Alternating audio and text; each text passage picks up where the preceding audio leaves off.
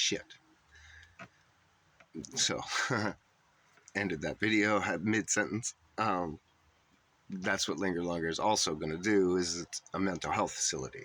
So we'll be helping people with depression and youth with anger issues, and some adults with anger issues, I'm sure.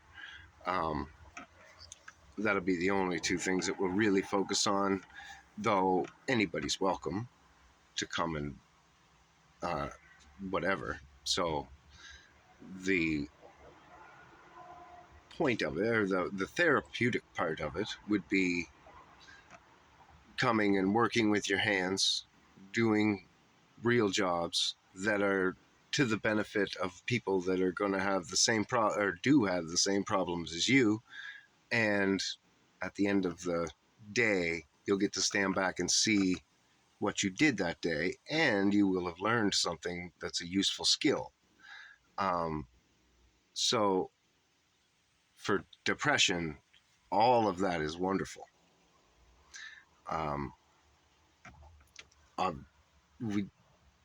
There was a lot of crap with nurses and stuff like that I had to look into, but I've found nurses that want to live there, at least one, and it's she actually works in that field of therapeutic nursing or whatever.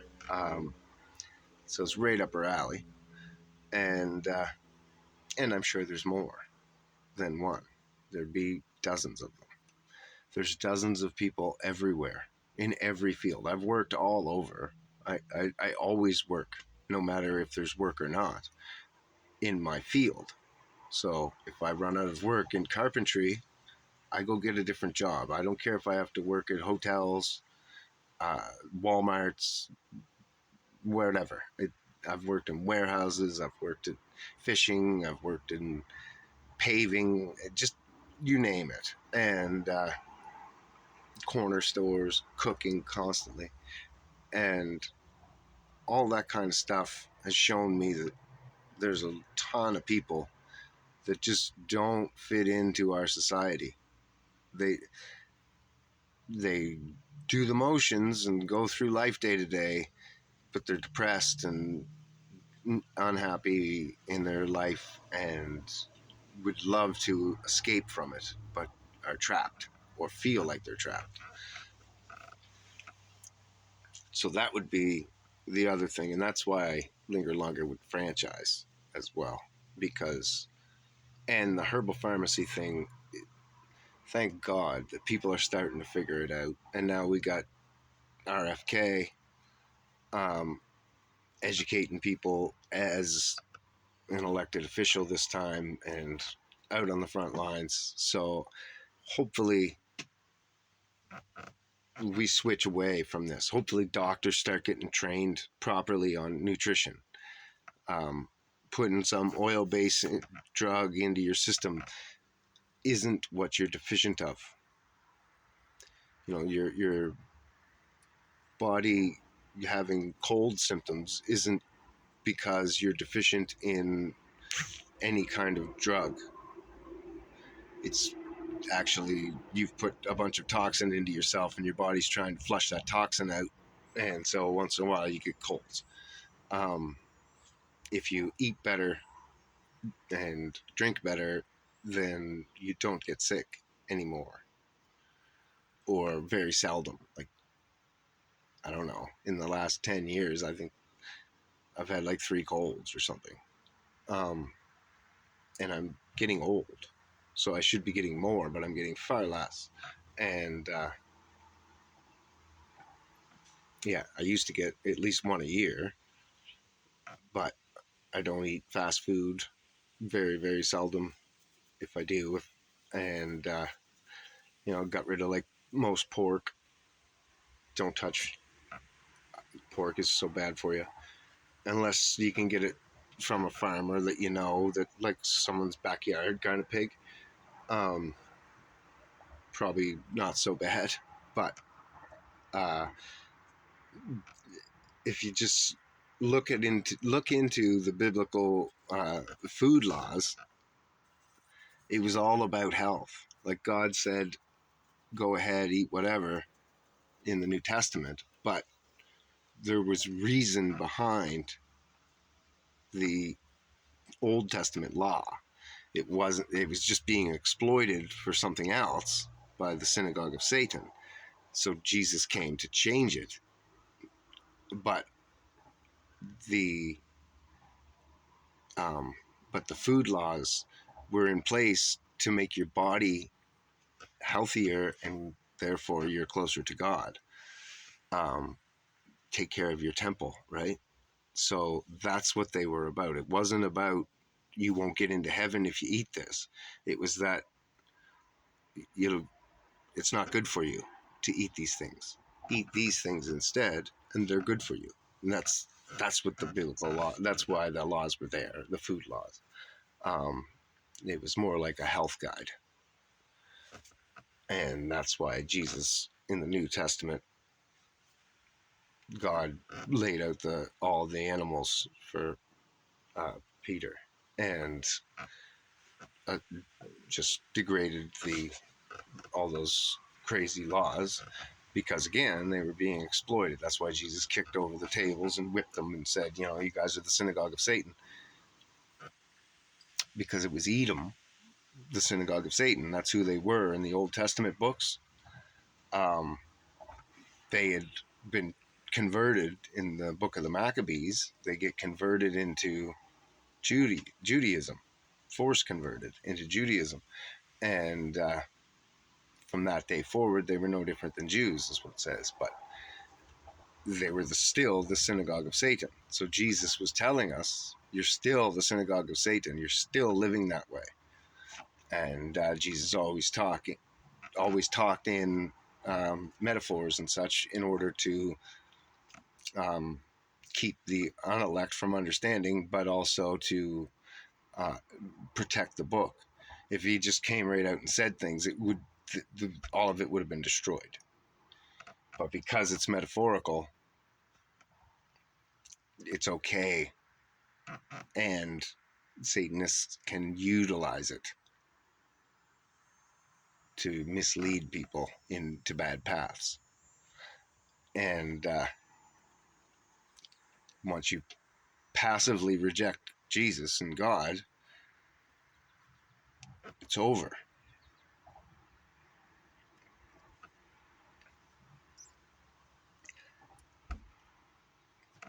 So it is very, very difficult to get into heaven. It's not just going to church on Sunday and listening to your preacher preach and then trying to be a good person. It's not it. And it's certainly not having good karma. That's not it either. That is, well, non-existent. That word shouldn't even exist. You got to live biblically. That's what it's about.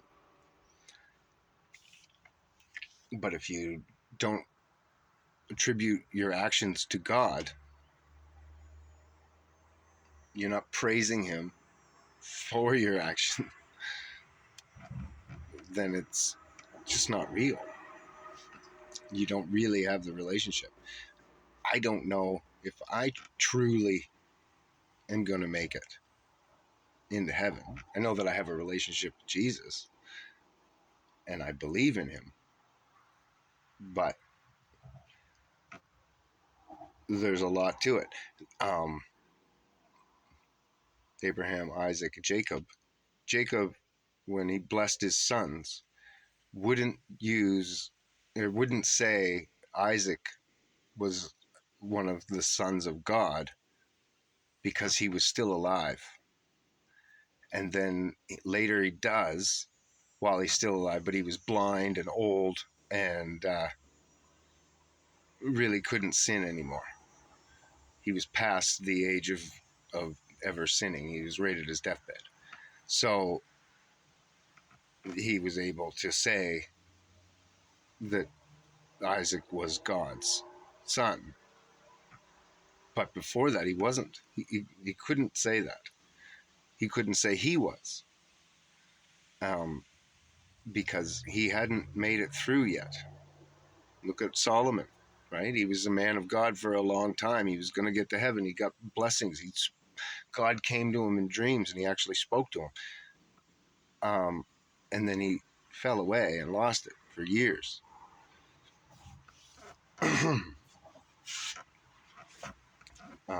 All for women. So it's just too easy. And he was the wisest man to ever live. So he had all the information. So that's not it either. It's not just knowing things. You got to believe it. You got to know Jesus in your heart, in your mind, in your other mind, because you have two different sides of your brain that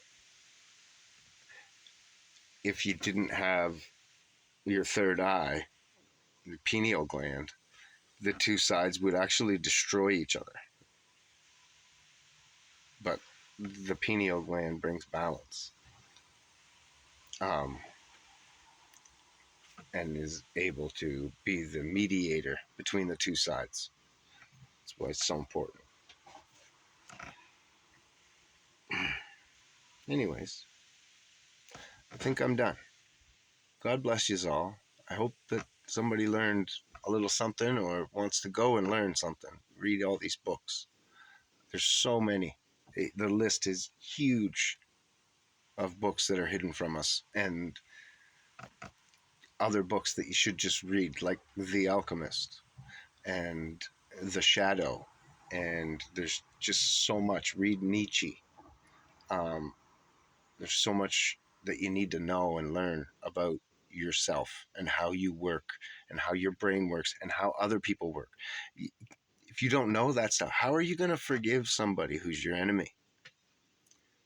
It's nearly impossible to forgive some of the things that have been done to some people out there. Like, there's murderers that have murdered people's family. You gotta just be able to forgive that person. That's how do you do that, Jesus?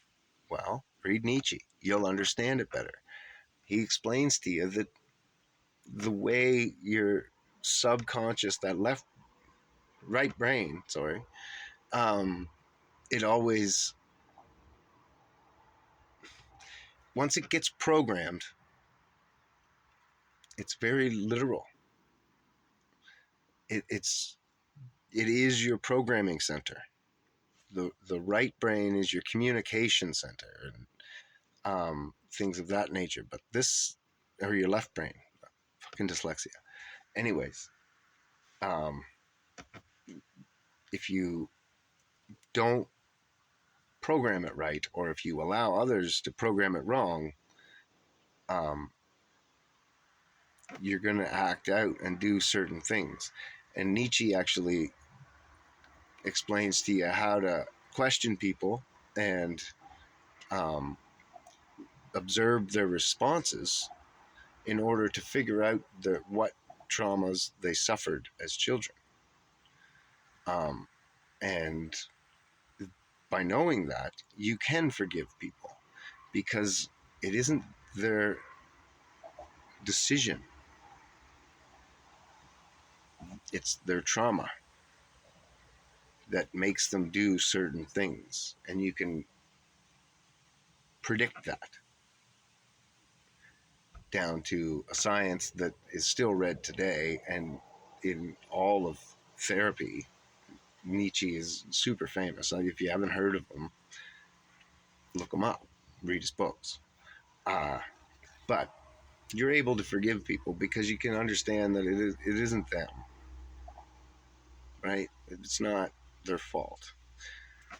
Right now, I'm arguing with like 35, I think, or 40 people on Facebook about the flat Earth because there's all these trolls that come into flat Earth groups and bicker and argue constantly. I don't understand it, but I do understand it. It's their cognitive dissonance. It's their brokenness. It's their trauma coming back out in their actions, and it's not something that they're fully conscious of, if that makes sense. They're not doing it consciously. They're obviously awake and typing, but they can't help but do that because of the programming that they're in. Um, People talk, I've done whole videos on manifesting. It's the same thing. When you're manifesting something, you're reprogramming that literal part of your brain so that you make better choices. So if you want to manifest being rich, then after a while, all the affirmations that you tell your brain will start coming out in your decisions. So you won't go piss away your last $20. You'll put it in savings. You'll take all your bills and you'll write them all down, and you'll say, okay, this is my budget. I need to cut anything that I can out of there. And you'll figure out ways of cutting that all out. And then rather than just blowing that money on stupid things, you'll make a savings, or I bought crypto and stock, made a bunch of money, but not a bunch, but whatever, made some money. So that my savings didn't devaluate with the dollar. It actually went up against the dollar with the cryptos, right? Crypto is actually not going up. Gold is not going up. Our dollar is steadily dropping. So if you stay here and somebody's sinking, it's not that you're going up, it's that they're sinking, and that's the dollar. So if you save cash, it's just devaluating. At least if you have crypto or stock, you're going to float on the surface. That's why this bull market's being a bit of a mess. It should already have ended. Anyway, yeah. So anyhow, guys, God bless you. I'm going to say goodbye again 10 minutes later. Have a great month.